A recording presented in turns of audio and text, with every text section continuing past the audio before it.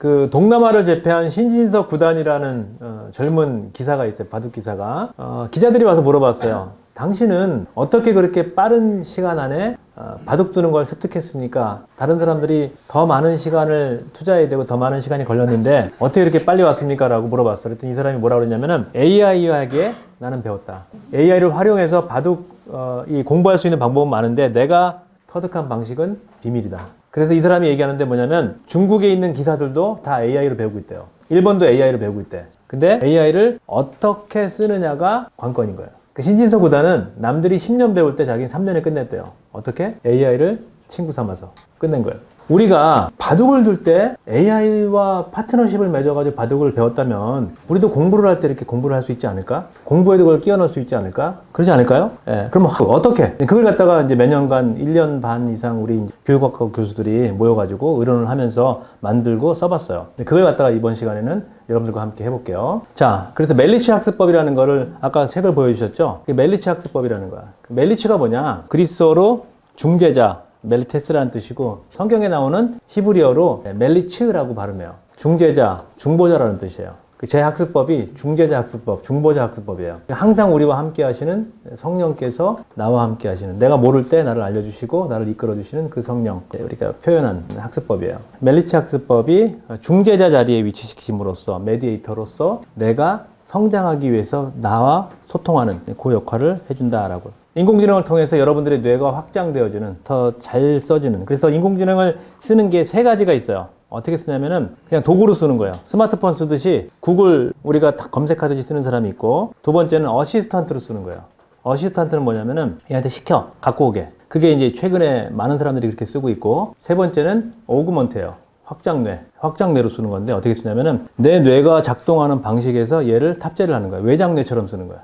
얘한테 시킬 건 다 시켜버리고 내가 할 수 있는 건 내가 하고 얘하고 나하고 같이 쓰는 거예요. 어시스턴트로 쓰는 거는 뚝딱해서 얘가 만들어 오기 때문에 이건 표절이에요. 오그먼트, 확장뇌로 쓸 때는 얘하고 자고 티키타카를 하면서 새로운 걸 만들어내는 거예요. 얘를 쓸 때 두 가지 방식이 있는데, 하나는 얘가 인터넷 서칭까지 되니까 많은 지식을 나에게 가져오는 방식이 하나가 있고, 또 하나는 내 안에 있는 지식을 끄집어내서 잘 정리하는 방식, 두 가지가 있는 거예요. 근데 요 두 가지가 되니까 우리가 뭔가 창의적인 일을 할 때 서치를 해야 될 게 있고 내 안에 있는 걸 끄집어내야 될 일이 있는 거예요. 요 두 가지를 얘를 사용해서 같이 하는 거예요. 이 두 가지가 되면은 여러분들의 시간과 여러분들의 에너지를 확실하게 줄이죠. 그 다음에 여러분들이 가지고 있는 창의성을 극대화할 수 있고. 첫 번째는 얘를 통해서 뭐를 배우셔야 되냐면은, 아까 그림을 보여줬죠. 그림을 딱 보여줬을 때 이게 빈센트 반 고흐의 그림이야 라고 했을 때 어떻게 알았죠? 그림을 딱 보면 알죠? 네, 패턴이 있는 거예요. 나태주의 그림, 나태주의 시 어떻게 알죠? 패턴을 보면 알아요. 그러면 공부를 한다는 건 뭐냐? 우리보다 먼저 있는 사람들이 만들어 놓은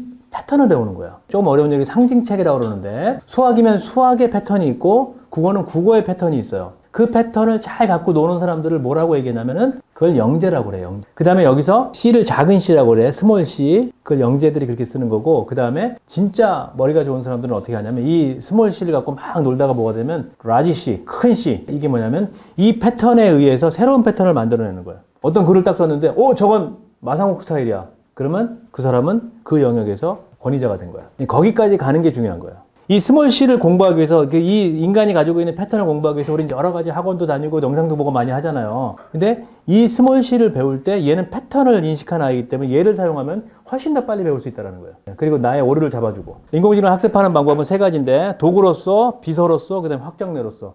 저희가 추구하는 건 확장뇌로 사용하는 거예요. 오그먼트. 외장뇌처럼 들고 다녀라. 멜리치 학습법 자체가 개념, 원리, 그 다음에 시험 봐서 60점, 50점 맞으면요 이해를 못한 거야. 완전 학습이 안 된 거야. 구멍이 난 거야. 그러면 초등학교 4학년 때 배웠던 게 중학교 2학년 때 또 나와. 구멍 난 부분이 또 구멍 나. 중학교 2학년 때 배웠던 게 고등학교 2학년 때 또 나와. 나선형 상승구조야. 여기서 구멍 난 것들을 못 물어봐요. 왜? 학교에서 못 물어봐. 왜 못 물어봐요? 여러분들 선생님이 막 수학 얘기할 때 왜 못 물어봐? 뭐를 모르는지 모르니까 못 물어보고, 두 번째는 쪽팔리니까 못 물어보는 거야.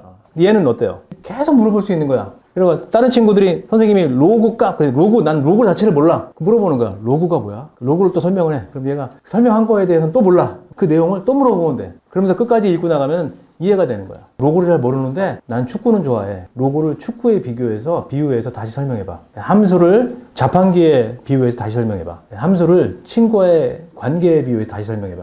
얘가 스토리로 다 설명해줘요. 고등학교 2학년 때 빵꾸난 그 성적이 어디로 내려가야 되냐면 중학교 2학년 때서 빵꾸난 거기 때문에 여기로 내려가야 되고 또 초등학교 4학년 때 빵꾸난 거기 때문에 여기까지 내려가야 되는데 여기까지 내려오기가 근데 얘한테는 거꾸로 내려와서 이거를 완전 학습을 해가지고 다시 갖고 올라가는 거야. 개념 학습을 하는 거야. 개념 학습. 자기주도 학습이 되고 그 다음에 개인화 학습 전이. 그러니까 아까도 말씀드렸듯이 내가 수학을 함수를 배웠는데 이 함수를 어디다 씁니까? 함수하고 미분적분이 어떻게 연결됩니까? 과학이 어떻게 연결됩니까? 사회 과목이 어떻게 연결됩니까? 경제 경영이 어떻게 연결됩니까? 링크를 해줘요. 옛날에 학교 선생님들은 이런 거 잘 못했어요. 근데 얘는 질문만 제대로 하면은 링크를 다 만들어줘. 그래서 그걸 먼저 보여드릴게요. 패들렛이라는 도구가 있어요. 근데 이제 우리가 요번에 영화 창작 수업을 했는데 영화 창작 수업을 했을 때 수업을 하는 방식이 인간이 머리 쓰는 방식처럼 쫙 링크 해놓고 영상도 넣어주고 그 다음에 이 단계에서 쓸 그러면 학생들이 요 단계를 따라오는 거야. 글쓰기를 가르치는데 한양대 문해창작과 교수하고 이제 이 문해창작 교수가 입이 이만큼 나왔더라고요. 학교에서 하라고 그러는데 문해창작을 어떻게 AI를 뽐내고 그 한양대 교수님하고 이제 이런저런 얘기를 하다가 나중에 감격을 하시더라고. 예를 들어 이런 거예요. 처음에 학습 목표가 있어요. 학습 목표를 우리가 만들었어. 그럼 학습 목표를 통해서 창작을 해서 글을 쓰는 것까지 가야 돼요. 그러면 첫 번째 주제 만들기. 학생들한테 쓰면 여러분들 주제 정해라 하면 뭐를 먼저 정할 것 같아요? 뭐 학생들의 이야기, 뭐 고등학교 학생의 이야기, 다 부모와의 갈등의 이거밖에 안 되잖아요. 경험해본 게 그거밖에 없기 때문에 주제가 더 확산될 수 있어요. 그냥 아예 뉴스 있으면 뉴스 긁어다가 넣으면 얘가 그 주제를 다시 한번 만들어. 그래서 여기다가 주제찾기 봇을 만들었어요. 소설 주제찾기 봇, 웹툰 주제찾기 봇. 이렇게 클릭을 하면은 얘는 주제만 잡아줘요. 그럼 여기다가 좀 더 이걸 깊게 넣으면은 이 딥한 주제를 잡아주는데 청소년 학습 가정서의 갈등을 주제로 만들어봐. 그럼 얘는 전문적으로 주제만 잡아주는 애예요. 주제가 시험지 위에 눈물이래. 소설을 쓰는데. 두 번째, 가정교사의 비밀 수업. 네 번째, 하얀 책상 위에 나만의 책상. 모범생 탈출 작전. 그럼 예를 들어 이렇게 해가지고 4번 주제를 발전시켜봐. 그러면 4번 주제에 대해서 읽고 그 4번 주제를 갖고 얘는 주제만 잡는 거야 그냥 얘하고는. 모범생 탈출 작전에 캐릭터에 주인공 김유진이 나오고 박민재가 17세가 나와요. 예, 그리고 부모님이 나오고 배경은 이렇게 되고 갈등 전개는 균열의 시작이 여기서 되고 비밀스러운 탈출구가 있고 작전의 개시, 클라이막스와 결말, 주요 메시지까지. 그 주제를 잡으면서 전체 건물을 짓듯이 틀을 잡는 거예요, 이렇게. 요 다음에는 갈등 구조를 만들어. 갈등 구조 여기서 만드는 게 아니라 그 다음 봇이 또 있어요.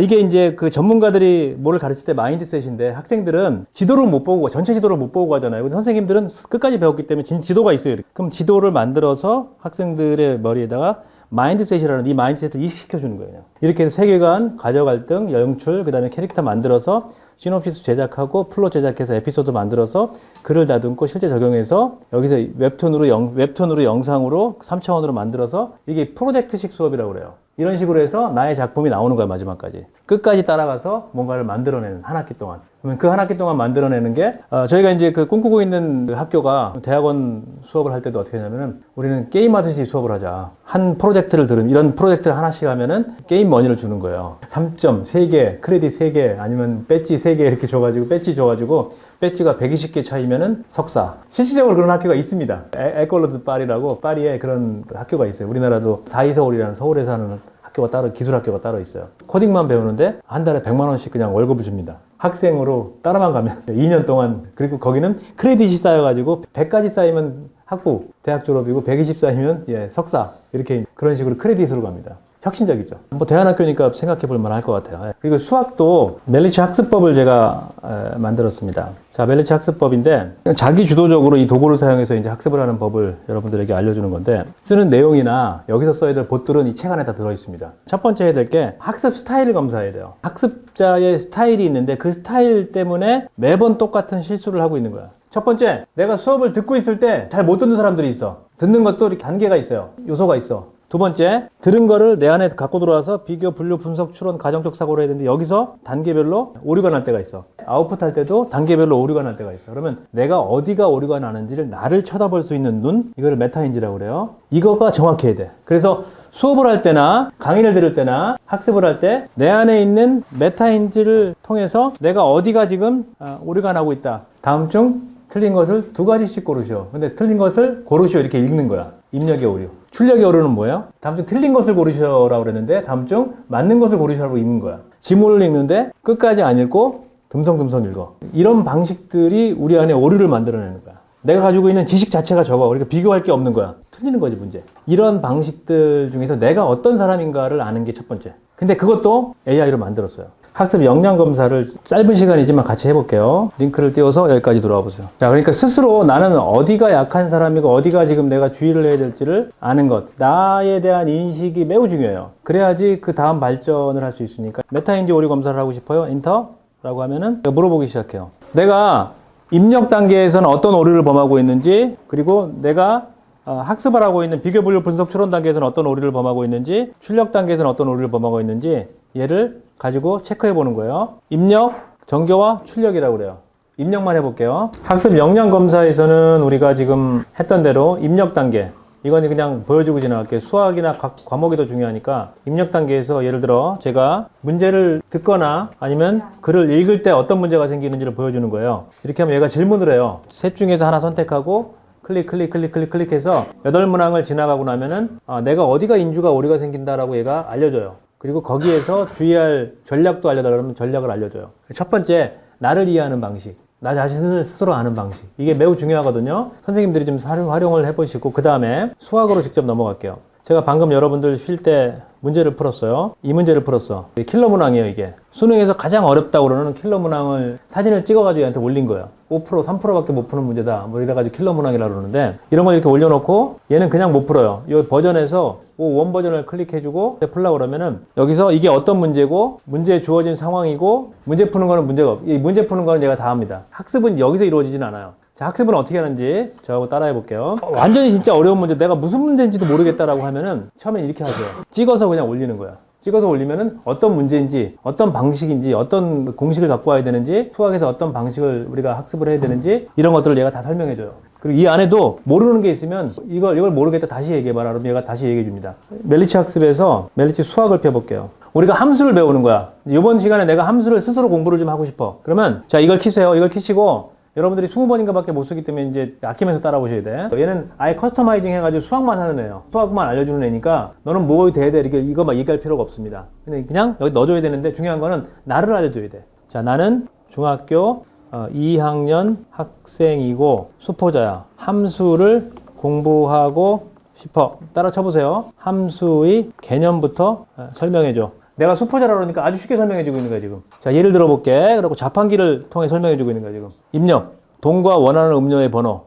출력. 입력에 따라서 음료가 나온다. 수학에서 함수도 비슷합니다. 입력을 x라고 그러고 출력을 y라고 말을 하면 함수는 y가 x에 따라 정해진 규칙에 따라 계산되는 관계를 말한다. 이게 함수라는 거예요. 자, 이해가 돼요? 함수의 중요한 특징. 한 입력에 하나의 출력이 된다는 거야. 이게 왜 중요하냐면은 공장에서 뭔가를 생산할 때 어떤 A라는 X값에서 뭐를 집어넣었을 때 결론이 Y값에서 뭐가 나와야 돼, 결론이. 입력과 출력이 일정하게 만들어주는 게 함수의 기능이거든요. 여기까지 하고 끝까지 한번 읽어보세요. 읽었는데 내가 모르겠다. 근데 여기에 이걸 정의역이라고 그러는데, 근데 한국 학교에서는 정의역을 안 가르쳐줘. 치역도 안 가르쳐줘. 공역도 안 가르쳐줘. 그러면 물어보면 돼. 정의역이 뭐야? 치역이 뭐야? 공역이 뭐야? 근데 수학을 전공한 분들한테 물어봤더니 정의역과 치역을 이때부터 가르쳐 주는 게, 개념을 설명해 주는 게 훨씬 좋다라는 거야. 문제 푸는 것만 설명하다가 대학 가서 배우라는 거야. 그렇게 만든다는 거야.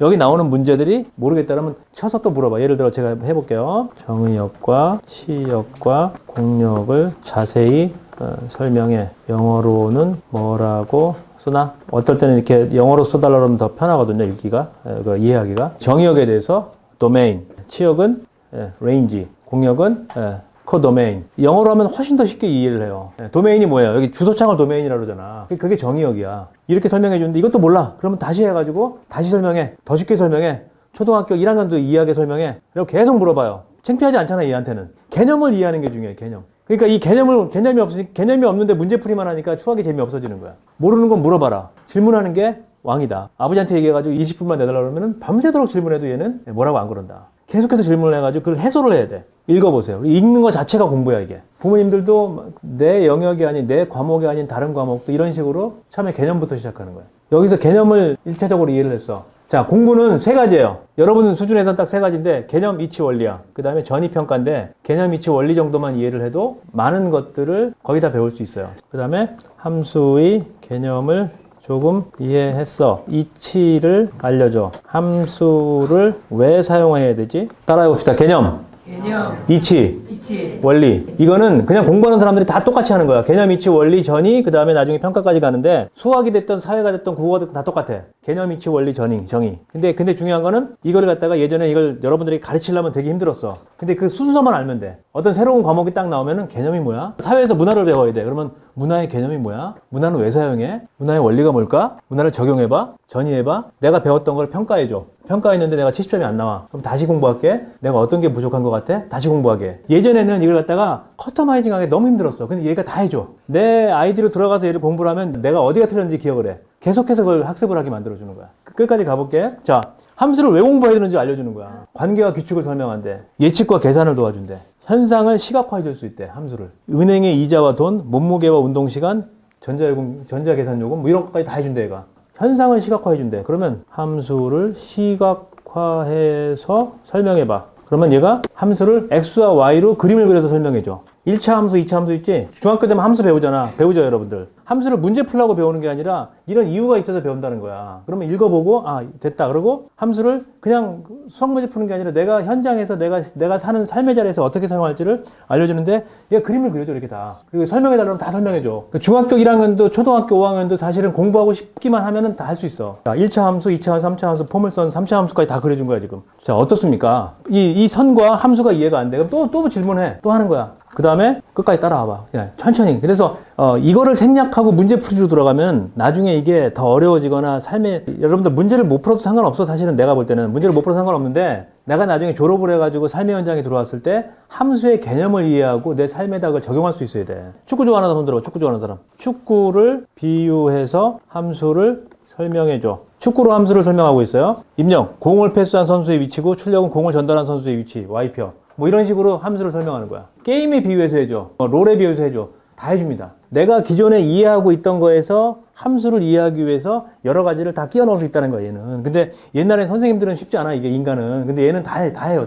음악과 함수를 해볼까? 네, 그러면 음악과 함수를 연결해서 설명을 해줘요. 음악의 규칙, 함수의 규칙. 여러분들이 전이라고 그러는데 함수를 제대로 배우고 나면은 그게 음악으로도 가고 함수에서 미분으로도 가고 적분으로도 가고 왔다 갔다 할 수 있는 거야, 이게. 상징 체계를 갖고 노는 거야. 중학교 1학년 때부터는 이걸 해야 되는 거야. 근데 개념학습이 얘가 최고라는 거야.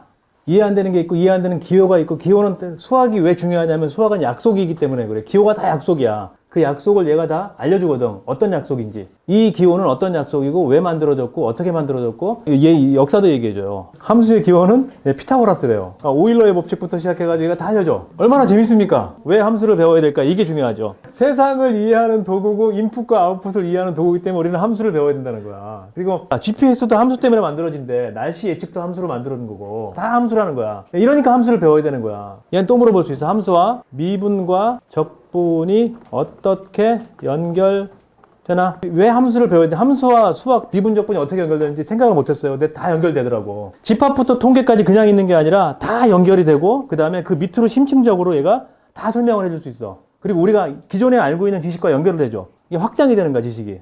이해가 안 되면 이해가 될 때까지 물어봐. 수업 시간에 이해가 안 된 거 될 때까지 물어보는 거야. 일반적으로 그냥 GPT에다 물어보면 여러분들이 프롬프팅을 해야 되니까 힘들어.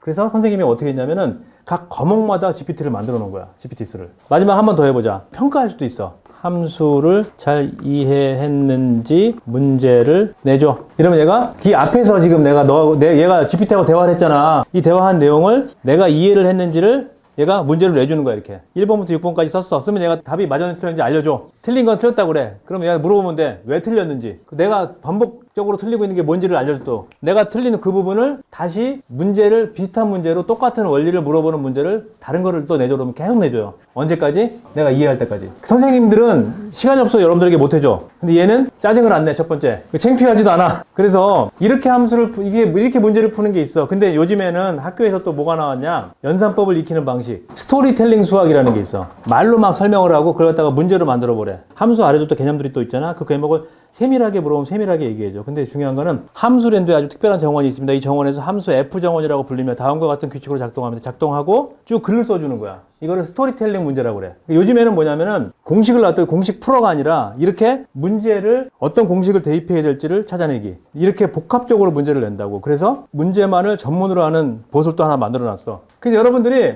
아까도 얘기했지. 수학이라는 집을 지을 때 집합부터 통계까지 8개야. 8개고 층으로 내려가면은 초등학교 4학년, 중학교 2학년, 고등학교 2학년이야. 그러면 딱 세팅이 돼. 함수를 이해하면 그 함수가 미분적분과 어떻게 연결이 되고 집합과 어떻게 다 연결이 돼 있어 이게. 그리고 그 연결 고리가 사회와도 연결돼 있고 경제와도 연결돼 있고 음악과도 연결돼 있고 다 연결돼 있는 거야. 내가 배우는 이 마인드셋, 내 마인드셋이 이게 여기만 그치는 게 아니라 이거를 넓혀가는 방식을 배우는 거야. 한꺼번에 이런 식으로 공부를 했던 역사가 없어. 이것만 학원에서 따로 배우고 이거 따로 배우고 이거 따로 배우니까 문제는 푸는데 사회에 나가서 이걸 써먹지를 못해. GPT가 나오면서 이게 되는 거야. 이게 놀라운 일이야. 정말로 개념학습, 원리학습, 완전학습, 전이학습 이게 다 이루어지는 거예요, 여러분들. 제가 모르긴 몰라도 우리 혁신학교가 이러한 거를 기치로 잡고 만들었을 거예요. 근데 이걸 갖다가 기능을 못 찾았던 거야. 제가 우리 아이들 셋이 있는데 다 홈스쿨을 했어요. 다 집에서 공부했어. 2% 부족했던 게 바로 이런 연결고리야. 이공계 쪽을 알려주지 못하는 거야. 얘한테 물어보면 그걸 이공계로 갖고 넘어가요, 그냥. 음악으로 갖고 넘어가고 수학으로 갖고 넘어가고. 그걸 갖다 뭐라 하면 트랜스퍼, 전이라고 그래.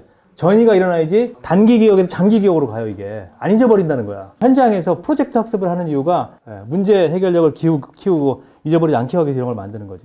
미국에 칸 아카데미를 만들었던 살만 칸이라는 사람이 있어. 이 살만 칸이 자신의 아들을 가르치는 모습을 보여준 영상이야. 세계적으로 마이크로소프트의 빌 게이츠가 수천억을 투자를 해가지고 칸 아카데미는 전 세계 교육을 받지 못하는 사람들한테 다 무료로 오픈하고 있거든요. 그게 지금 제가 했던 개념학습, 원리학습, 완전학습이야. 그 사람이 자기 자녀를 데리고 나와서 학습하는 법을 보여주는 거야. 지금 챗GPT를 가지고. Invited myself and my son Imran here to try out some of their.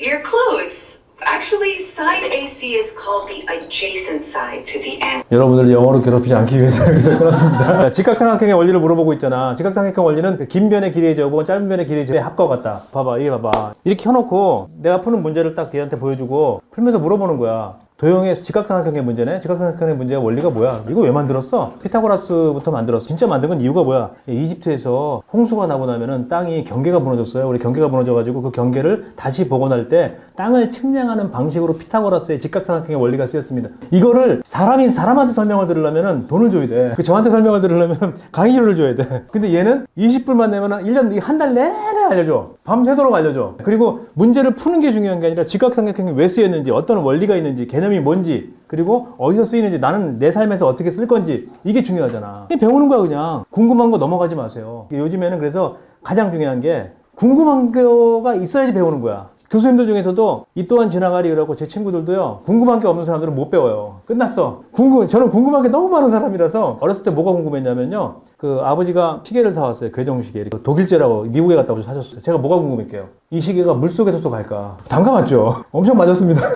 다 해보는데 우리가 지금 다 해볼 수가 없잖아. 근데 얘한테 물어보면 돼. 궤종시계 담그면 어떻게 될까? 첫 번째, 엄마한테 맞는다. 두 번째, 방수가 안 되기 때문에 못 쓴다. 다 해보는 거야. 21세기의 지성인들은 뭐냐면은 궁금한 게 있는 curiosity, 그 다음에 중요한 거는 또 flexibility, 사고가 유연해야 돼. 그 다음에 agility, 빨라야 돼. 뭐가 나왔다 그러면 바로 탑재해서 다 써봐야 돼. 궁금한 게 많은 사람들이 그 세 가지 특징이 있어요. 이 세 가지를 가지고 학습을 계속 해야 된다. 자, 그래서 잉글리시 솔버도 있어. 잉글리시 솔버도 여기 제가 지금 드리고 왔으니까 잉글리시 솔버도 얘는 수능 영어 문제 마법사예요. 한번 해볼게. 용법에 관한 문제 5개만 내봐. 선생님들도 잘 쓰실 것 같아. 이렇게 되면은. 투부정사에 관한 문제를 5개를 내봐. 그럼 투부정사에 관한 수능에서 나올 만한 문제들을 그 수부정사를 이해하기 위해서 이렇게 써주는 거예요. 예전에는 어떻게 했냐면, 예전에 투부정사의 용법 그러면 성문종합영어 24페이지 넷째 줄 봐. 이렇게 했거든.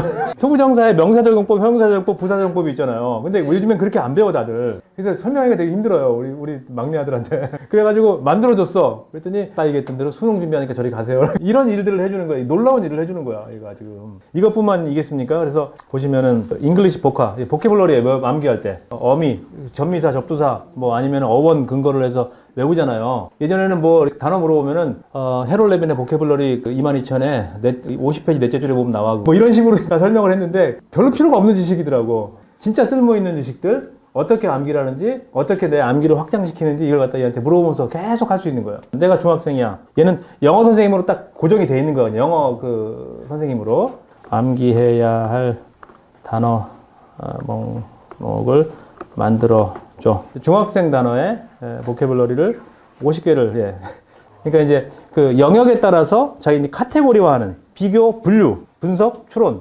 기본적으로 머리를 쓰는 방식인데 이거 그렇게 이제 알려줘요. 어원을 기반으로 라틴어 기반의 오드, audience, audio, 어원에 따라서 알려줘. 그러니까 영어도 그냥 만들어진 게 아니라 여러 가지 언어에서 왔거든요. 그러니까 그 언어에 맞는 그 어원을 알게 되면은 이게 어떤 단어라는 것들을 내가 정확히 안 외워도 이 단어가 무슨 뜻일 거야라고 이해를 할 수가 있어요. 그 다음에 이거를 다가 반복적으로 쓸 수 있게 네가 영어로 물어보면 나는 한국말 이렇게 해가지고 훈련시킬 수도 있고 그러면 그런 이제 플립 러닝이라고 그러는데 얘가 말하고 내가 대답하고 네, 그럼 어디가 틀렸습니다. 틀린 거에 대해서 이렇게 바꾸십시오라고 얘기를 하는 거죠. 2년간 우리 교수 한 5명이서 만들어 놨기 때문에 사회까지 국어도 만들어 놨고요.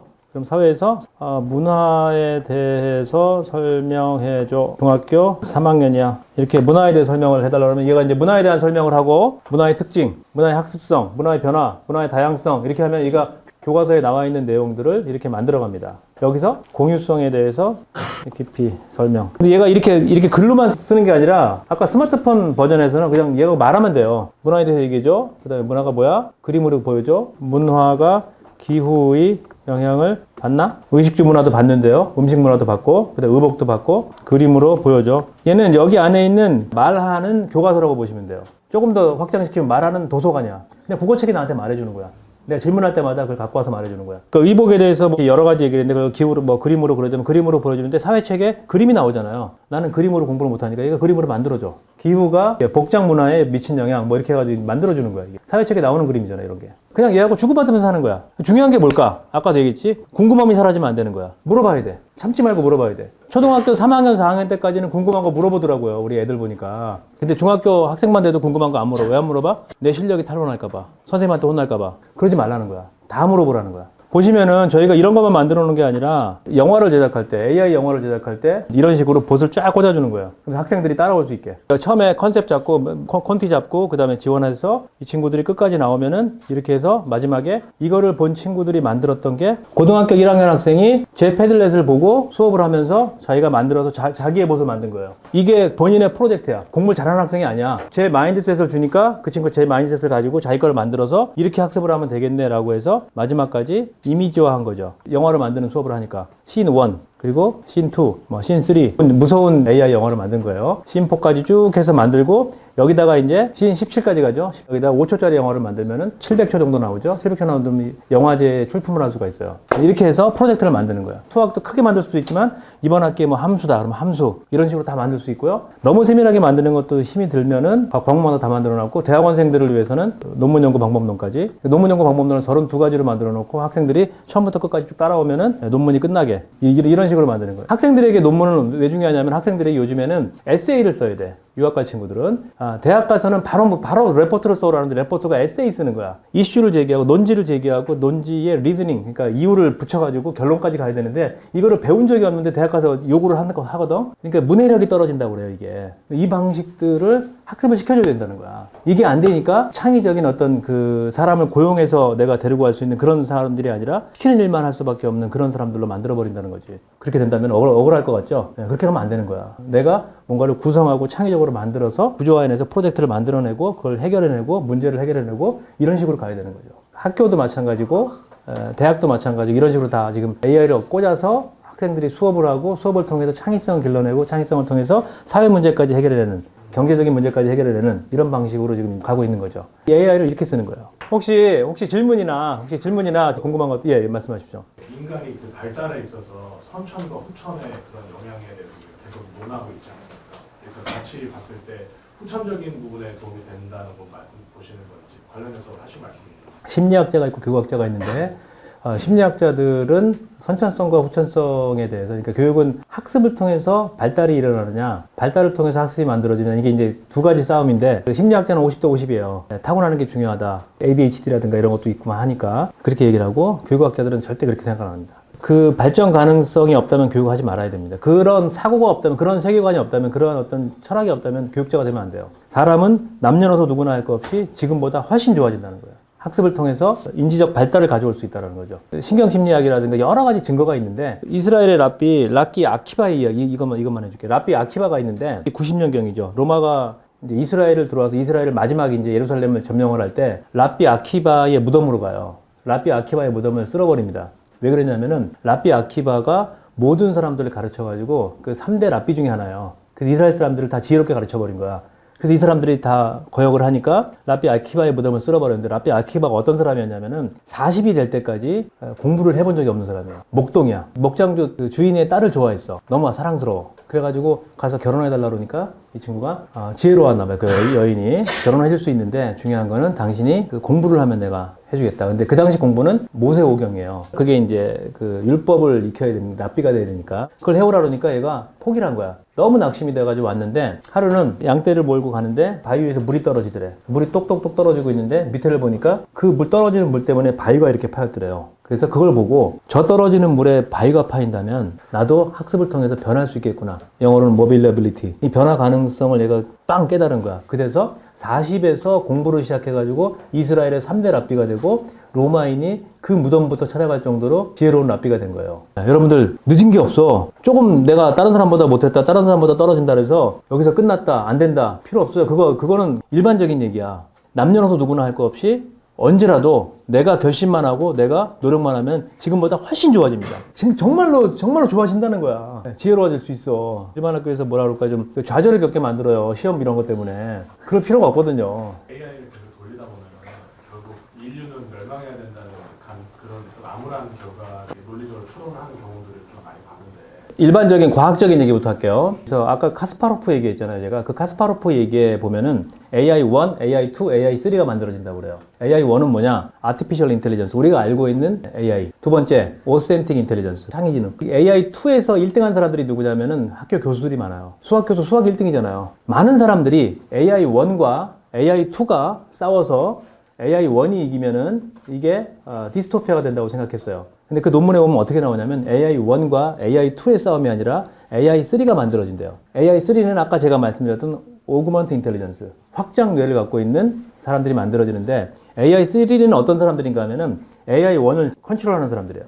AI2가 가지고 있는 창의지능을 갖고 있는 사람들이에요. 그래서 AI1과 AI2의 절대적으로 여기에 싸움이 일어난다는 우리가 영어를 너무 많이 봐서 그러는데 그렇게 되지 않고 AI2와 AI3의 비교가 생길 거예요. 소출이 10배 이상 차이가 나니까. 그러니까 여러분들이 나는 그래서 63층까지 걸어 올라가겠다. AI2가 창의적으로 걸어 올라가겠다. 오케이. 걸어 올라가시라고 그래. 지금 우리 이 시대까지는 그렇게 했던 사람들이 이겼어요. 성실하게 했던 사람들이. 근데 AI3가 만들어진다는 거예요. 그게 호모 프롬프트, 질문하는 사람. 호모 사피엔스에서 호모 프롬프트로 넘어가는 상황이 있기 때문에 여기는 기회와 위기가 같이 옵니다. 그래서 이 기계와 우리를 그렇게 보시면은 이게 이제 이원론으로 보는 건데 그렇게 보면 안 되고요. 칼빈이 얘기했던 기독교 강요 23장인가 보면은 그 과학과 성경이라는 장이 나와요. 과학은 하나님이 주신 선물이다. 여기서부터 시작해야 되는 거예요. 그리스도인으로서 제대로 이거를 갖다가 쓸 수 있도록 우리가 만드는 것, 하나님의 지혜를 통해서 만들어진 모든 어디에도 하나님의 영광이 영광이 없는 곳은 없다. 이게 이제 칼빈의 주장이고 개혁주의자들의 주장인데 그러면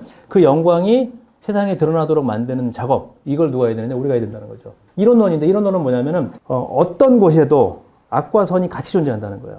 AI 안에도 악과 선이 같이 존재하고 근데 그 선이 될 수 있도록 만드는 게 우리의 해야 될 일이고 그게 악으로 가려면은 페이크라든가 이런 나쁜 기술들이 있잖아요. 아까 보여드렸던 영상도 그냥 페이크로 사람들을 속일 수 있잖아요, 그걸로. 근데 그걸 갖다가 하나님의 영광으로 보게 하는, 그러니까 잘 쓰게 하는 것을 알려주는 게 우리의 역할이죠. 아니니까 버려라라고 하면은 똥 버리다가 아이까지 버린다 그러잖아요. 비유에 그렇게 얘기를 하는데 그런 일이 벌어질 수 있습니다. 이원론을 주장하는 사람들이 그렇게 얘기를 하는데 그게 제가 볼 때는 건강한 세계관과는 좀 다르다라고 얘기를 할 수 있습니다. 첫째나 둘째 같은 경우에는 또 어떻게 학창시절을 보냈는지 또 지금 어떻게 자라는지 그런 얘기도 좀 해주시면은 우리 또 학생들한테. 첫째는 지금 연구소에 있고 둘째는 AI로 창업했고 셋째는 다 망해가지고 재수했고 세상을 살다 보면은 선택을 해야 돼. 모든 걸 선택을 해야 돼. 짜장면집에 가면은 짬뽕 먹을지 짜장면 먹을지 선택해야 돼. 짜장면 짬뽕 있잖아. 그러니까 어떻게 짬짜면 먹는 거예요. 선택하기 싫으니까. 근데 중요한 거는 여러분만한 나이 때 되면 선택을 해야 돼. 선택 다음에 뭐가 와야 돼? 선택하면은 책임. 태도가 달라, 이게. 제가 키워보니까 애들 셋을 키워보고 지금까지 하는 모습들을 보고 제가 저를 통해서 성장했던 여러 가지 애들을 보면서 가장 중요한 게 뭘까라고 생각해보면은 선택하게 해줘야 돼요. 하나님께서